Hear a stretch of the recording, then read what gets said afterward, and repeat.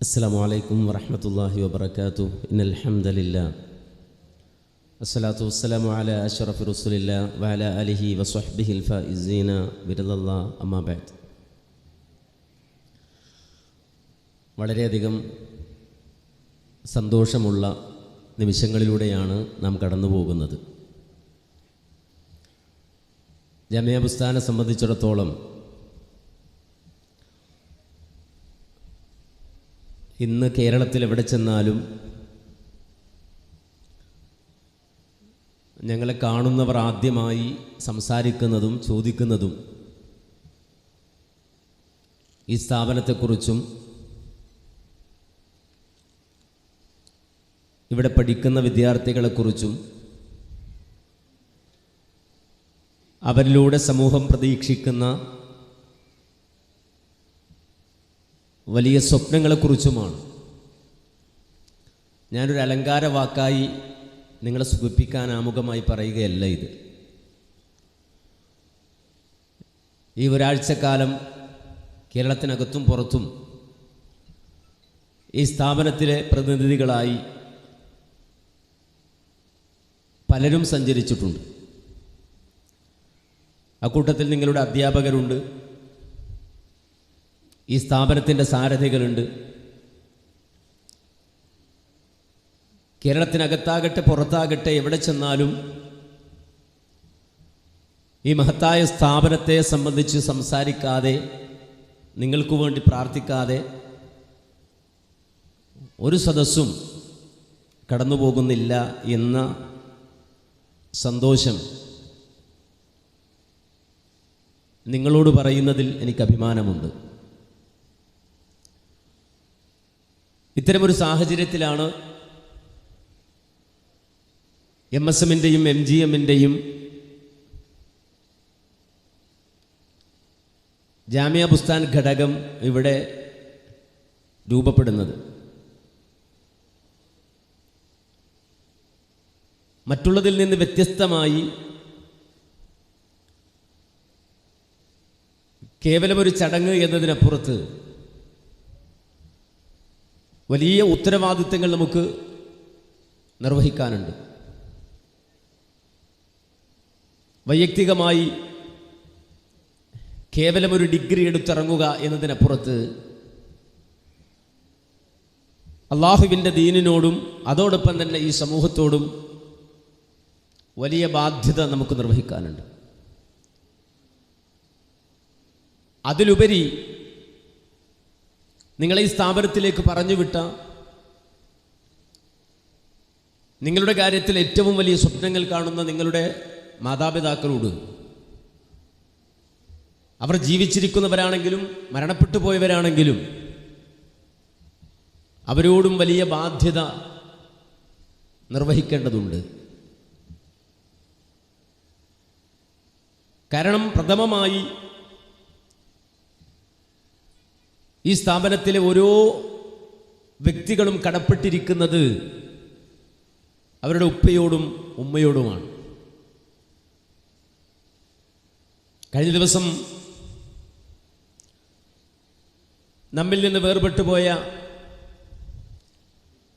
അഷെയ്ഖ് Abdul Aziz bin Abdillah aloo Sheikh റഹിമഹുല്ല, അദ്ദേഹത്തിൻ്റെ ജീവിതാനുഭവം ഞാനൊരു ചെറിയ കുറിപ്പായി എഴുതി സോഷ്യൽ മീഡിയയിൽ ഇട്ടിരുന്നു. അദ്ദേഹം കുട്ടിയായിരുന്നപ്പോൾ അദ്ദേഹത്തിൻ്റെ ഉപ്പ മരണപ്പെട്ടു പോയി, വളരെ ചെറുപ്പത്തിൽ. കഥയും കാര്യവും തിരിച്ചറിയുന്നതിന് മുമ്പ് ഉപ്പ വേർപെട്ടു പോയ ഘട്ടത്തിൽ ആ വ്യക്തിത്വത്തെ ഏറ്റെടുത്തത്, മാറോട് ചേർത്ത് വെച്ചത് മാതാവാണ്. തൻ്റെ പൊന്നുമോനെ വളർത്തിക്കൊണ്ട് വരുന്ന ഘട്ടത്തിൽ ഒരു വേളയിൽ ആ മാതാവ് തിരിച്ചറിയുകയാണ്, എൻ്റെ കുഞ്ഞിൻ്റെ കാഴ്ചശക്തി മെല്ലെ മെല്ലെ കുറഞ്ഞുകൊണ്ടിരിക്കുകയാണ് എന്ന്. അവർക്ക് വല്ലാത്ത ആവലാതിയായി, വേവലാതിയായി. തങ്ങളുടെ ഗ്രാമത്തിലെ ഒരു ഹോസ്പിറ്റലിൽ സ്വിറ്റ്സർലൻഡിൽ നിന്ന് അതിവിദഗ്ധനായ ഒരു ഡോക്ടർ വരുന്നുണ്ട് എന്നറിഞ്ഞ് തൻ്റെ കുഞ്ഞിൻ്റെ കൈപിടിച്ച ആ ഉമ്മ ആ കാഴ്ചയെക്കുറിച്ച് അവലാതി പറഞ്ഞ് പരിഹാരമന്വേഷിച്ച് ഡോക്ടറെ സമീപിച്ചപ്പോൾ ഡോക്ടർ പറഞ്ഞത് അടിയന്തരമായി കുട്ടിക്ക് ഒരു കണ്ണോപ്പറേഷൻ വേണമെന്നാണ്. ആ കണ്ണ് ഓപ്പറേഷന് വിധേയമാക്കപ്പെട്ടു. ആ ആശുപത്രിയിൽ കഴിഞ്ഞ നാളുകളെ സംബന്ധിച്ച് ഉമ്മ വിശദീകരിക്കുന്നുണ്ട്. കാരണം ഒരു വാർഡിലാണ്, 5ഓളം രോഗികൾ അവിടെയുണ്ട്. അതിനിടയിൽ തൻ്റെ കുഞ്ഞിനെ പരിപാലിക്കാൻ ഒരുപാട് ആ ഉമ്മ പ്രയാസപ്പെടുന്നുണ്ട്. എന്നിട്ടും തൻ്റെ കുഞ്ഞിന് കാഴ്ച കിട്ടുമോ തിരിച്ചു കിട്ടുമോ എന്ന് ആവലാതിപ്പെട്ട ആ ഉമ്മ വല്ലാതെ ത്യാഗം സഹിച്ചു. പക്ഷേ റിസൾട്ട് വന്നത് ഓരോ ദിനം കഴിയും തോറും നിങ്ങളുടെ കുഞ്ഞിൻ്റെ കാഴ്ച പോയിക്കൊണ്ടിരിക്കും, അതൊരിക്കലും തിരിച്ചെടുക്കാൻ കഴിയില്ല എന്നാണ്. അവരൊരു ദീനിയായ സ്ത്രീയാണ്.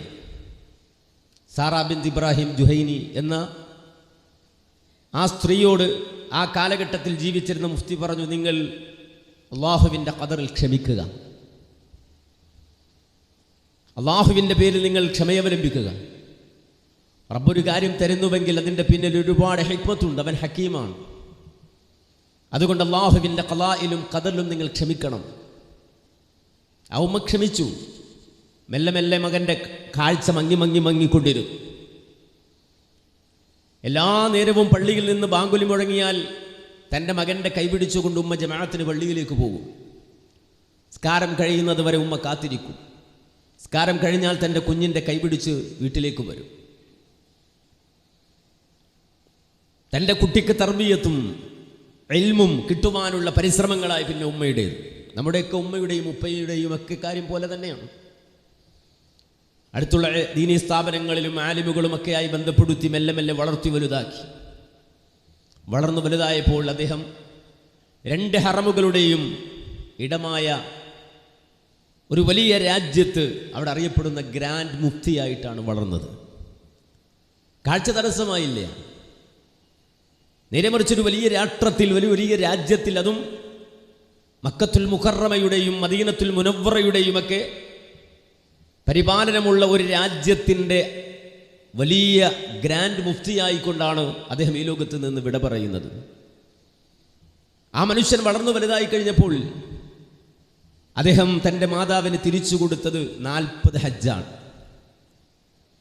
തൻ്റെ കൈപിടിച്ച് പള്ളിയിലേക്ക് കൊണ്ടുപോയ ഉമ്മയുടെ കൈപിടിച്ച് ഉമ്മയുടെ വാർദ്ധക്യം വരെ തൻ്റെ ഉമ്മയുടെ കൈപിടിച്ച് 40 ഹജ്ജ് നിർവഹിച്ചു. ചരിത്രത്തിൽ ഏറ്റവും കൂടുതൽ അറഫ പ്രസംഗം നിർവഹിച്ചത് ഈ വ്യക്തിത്വമാണ്. ഞാൻ ഈ കഥ ഓർമ്മിപ്പിക്കുന്നത് എന്തിനാണെന്ന് ചോദിച്ചാൽ, നിങ്ങൾക്ക് ഇന്ന് നിങ്ങളുടെ രക്ഷിതാക്കൾ തരുന്നത് നിങ്ങൾ അവർക്ക് തിരിച്ചു കൊടുക്കണം. ആ നിങ്ങൾ തിരിച്ചു കൊടുക്കുന്ന സമ്മാനം ഒരു മുട്ടായിപ്പൊതിയോ അതല്ലെങ്കിൽ ഏതെങ്കിലും നിങ്ങൾ വില കൊടുത്തു വാങ്ങുന്ന ഗിഫ്റ്റുകളെക്കാളെല്ലാം ഉപരിയായി അവർക്ക് ഇഹത്തിലും പരത്തിലും സന്തോഷിക്കാൻ കഴിയുന്ന ഗിഫ്റ്റ് നിങ്ങൾക്ക് മറുത്തു കൊടുക്കാൻ, തിരിച്ചു കൊടുക്കാൻ സാധിക്കേണ്ടതുണ്ട്. ഈ പ്രായത്തിൽ അവരുടെ ദുആ നിങ്ങൾ നേടിയെടുക്കേണ്ടതുണ്ട്. ഞാൻ ഈ സംഭവം എഴുതിയിട്ടപ്പോൾ മറ്റൊരു സംഭവം ഇന്നലെ ഇവിടുത്തെ ഒരു അധ്യാപകൻ തന്നെ എനിക്കൊരു സ്ക്രീൻഷോട്ട് അയച്ചു തന്നു അറബിയിൽ. ഞാനത് വായിച്ചു നോക്കിയപ്പോൾ ഇതേ അബ്ദുൽ അസീസ് ബിൻ അബ്ദുല്ല ആലി ഷെയ്ഖ് അദ്ദേഹത്തിൻ്റെ 6 or 7 വയസ്സുള്ള പ്രായത്തിൽ അവിടുത്തെ ജാമിഉൽ കബീറിൽ വലിയ പള്ളിയിൽ 6 or 7 വയസ്സുള്ള പ്രായത്തിൽ ചെല്ലുകയാണ്. ഷെയ്ഖ് ആ കുഞ്ഞായിരുന്ന ഘട്ടത്തിൽ പള്ളിയിലേക്ക് ഓടിച്ചെന്നിട്ട് ഓടിക്കേറിയത് മിമ്പറിലേക്കാണ്. ഈ 6 or 7 വയസ്സുള്ള കുട്ടി മിമ്പറിൽ കയറി ഭയങ്കര പ്രസംഗം നടത്താണ് മിമ്പറിൻ്റെ മുകളിൽ നിന്നിട്ട്. അപ്പോൾ ഇത് കണ്ടിട്ട് അദ്ദേഹത്തിൻ്റെ ഒരു ഉമ്മയുടെ സഹോദരൻ ഓടി വന്നിട്ട് കൈപിടിച്ച് താഴേക്കിറക്കി. നീ എന്താണ് കാണിക്കുന്നത്? എന്ത് കുരുത്തക്കേടാ കാണിക്കുന്നത്? നേരെ വലിച്ചു കൊണ്ടുപോയിട്ട് ആലു ഷെയ്ഖിൻ്റെ ഉമ്മയോട് പരാതി പറഞ്ഞു, വല്ലുമ്മയോട് പരാതി പറഞ്ഞു. ഇവൻ നേരെ കളിക്കാൻ കയറിയത് മെമ്പറിൻ്റെ മുകളിലാണ്. പള്ളിയിലെ മെമ്പറിൻ്റെ മുകളിൽ കയറി ഇവൻ ഭയങ്കര പ്രസംഗം, അവിടെ ഭയങ്കര കളിയായിരുന്നു. അപ്പോൾ ആ ഉമ്മ അടുത്തേക്ക് പിടിച്ച് ആ കുഞ്ഞിൻ്റെ തലയിൽ തലോടിക്കൊണ്ട് അള്ളാഹുവിനോട് ദുആ ചെയ്തു, അള്ളാഹുവേ ഇവനെ ഈ ജാമിഉൽ കബീറിലെ ഖതീബാക്കണേ അല്ലാ. അല്ലാഹുവേ ഇവനെ ഈ ജാമിഉൽ കബീറിലെ ഇമാമാക്കണേ അല്ലാ. ആ ഉമ്മാമ്മയുടെ ദുആ അല്ലാഹു ഖബൂലാക്കി. ജാമിഉൽ കബീറിലെ മാത്രമല്ല, സൗദി അറേബ്യയുടെ ഗ്രാൻഡ് മുഫ്തിയായി അദ്ദേഹം പരിവർത്തിപ്പിക്കപ്പെട്ടു. ഞാനിത് നിങ്ങളോട് ഓർമ്മിപ്പിക്കുന്നത് എന്തിനാണെന്ന് ചോദിച്ചാൽ, നിങ്ങളുടെ വീട്ടിൽ നിങ്ങളുടെ ഉമ്മയുടെ ദുആ, നിങ്ങളുടെ ഉപ്പയുടെ ദുആ, നിങ്ങളുടെ വല്ലുമ്മയുടെ ദുആ നിങ്ങൾക്ക് നേടിയെടുക്കാൻ കഴിഞ്ഞാൽ ഒരുപക്ഷെ നിങ്ങളുടെ ജീവിതത്തിലെ ഏറ്റവും വലിയ അസറ്റ് അതായിരിക്കുമെന്ന് ഓർമ്മിപ്പിക്കാനാണ്. നമ്മളിവിടെ കളിക്കാൻ വന്നവരല്ല. നമ്മൾ വലിയൊരു ഉത്തരവാദിത്വം ഏറ്റെടുക്കണമെന്ന ഉദ്ദേശത്തോടെ നെയ്യത്തോടെ കടന്നു വന്നവരാണ്. നമ്മെ സംബന്ധിച്ചിടത്തോളം വലിയ ലക്ഷ്യങ്ങളുണ്ട്. അത് ചെറിയ ലക്ഷ്യങ്ങളല്ല. ഒരേതെങ്കിലും LP സ്കൂളിലെ അധ്യാപകനാകണം, ഹൈസ്കൂളിലെ അധ്യാപകനാകണം, അങ്ങനെ ചെറിയ ദുനിയാവിൻ്റെ ആവശ്യങ്ങൾക്കപ്പുറത്ത് വലിയ വലിയ സ്വപ്നങ്ങളുമായിട്ടാവണം ഇവിടെ നാം ഇരിക്കേണ്ടത്.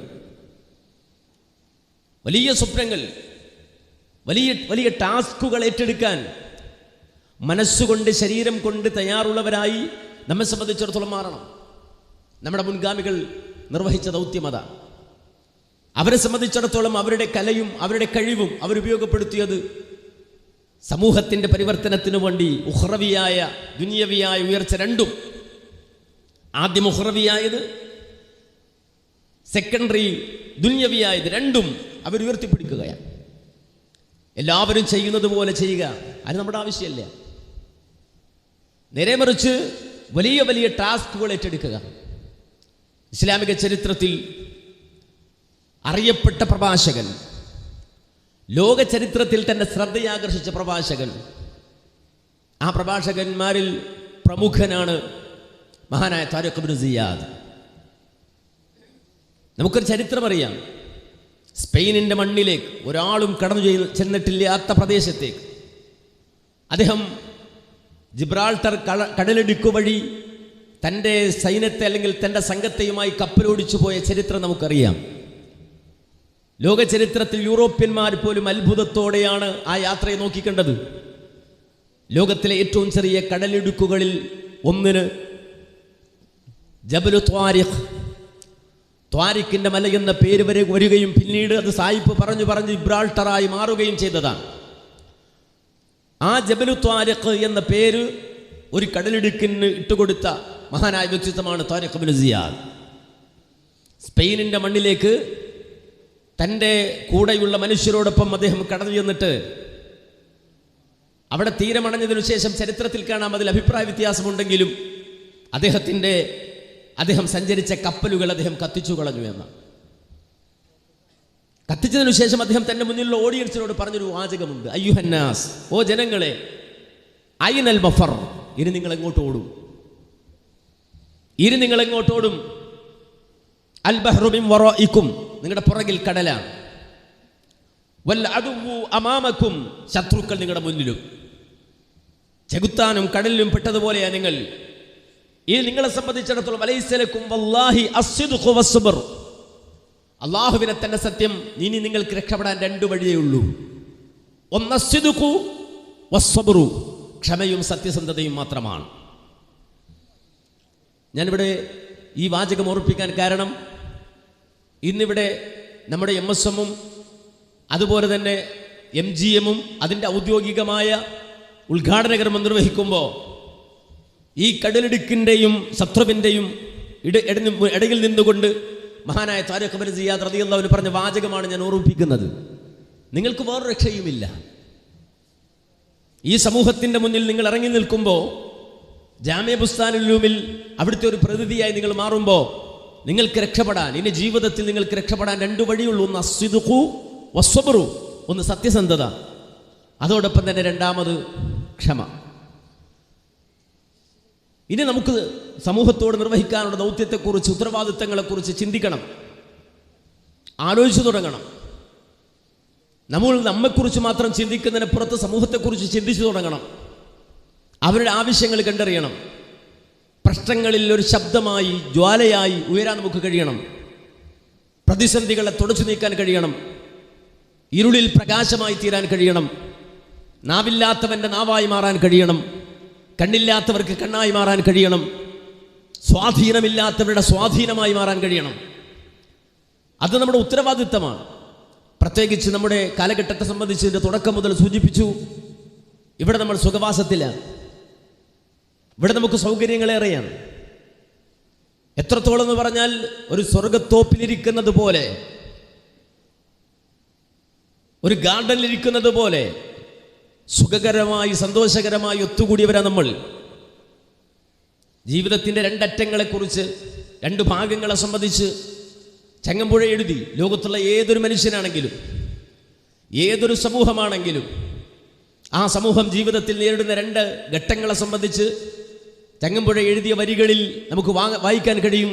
ജീവിതം മന്ത്രിക്കുന്നു, നിങ്ങളിൽ ചിലരെൻ്റെ പൂവനത്തണൽ തോറും സ്വപ്നം കണ്ടിരിക്കുമ്പോൾ, ചിലരൻ മണൽക്കാടിൻ മധ്യത്തിലൊരു തുള്ളി ജലം കിട്ടാതാർത്തരായി പൊരിയുന്നു, പൂന്തോപ്പിലിരിക്കുന്നോൻ എൻ നാമം പുകഴ്ത്തുമ്പോൾ താന്തരായി മരുഭൂവിൽ നിൽക്കുന്നോൻ ശപിക്കുന്നു എന്ന്. ഇത് മനുഷ്യൻ്റെ രണ്ട് ഭാവങ്ങൾ, സുഖദുഃഖങ്ങളുടെ, അതുപോലെ തന്നെ പ്രയാസങ്ങളുടെയും സന്തോഷത്തിൻ്റെയും അനുരാഗത്തിൻ്റെയും പ്രതിസന്ധിയുടെയും ഒക്കെ അവസ്ഥകളെ സംബന്ധിച്ച് മാറി വരുന്ന, മിന്നിമറഞ്ഞു വരുന്ന മനുഷ്യജീവിതത്തിൻ്റെ അവസ്ഥാന്തരങ്ങളെ സംബന്ധിച്ചാണ് ചങ്ങമ്പുഴ ഉദ്ദേശിച്ചതെങ്കിലും നമുക്കിന്ന് ഒരു കാൽപ്പനികവുമില്ലാതെ, കാൽപ്പനികമായ ഒരു തലത്തിലേക്കും പോകാതെ നേർക്കുനേരെ കാണാൻ കഴിയും രണ്ടു തരം മനുഷ്യരെ. ഒന്ന് പൂന്തോപ്പിലിരിക്കുന്നവരാണ് നമ്മെപ്പോലെ, തിന്നും കുടിച്ചും രസിച്ചും രമിച്ചും കഥകൾ പറഞ്ഞും തമാശകൾ പറഞ്ഞും സല്ലപിച്ചും ആനന്ദിച്ചും ആഹ്ലാദിച്ചും കോമഡി പറഞ്ഞും കോമഡി ഷോ കണ്ടും അങ്ങനെ സുഖകരമായ ഒരു പൂന്തോപ്പിലിരിക്കുകയാണ് നമ്മൾ.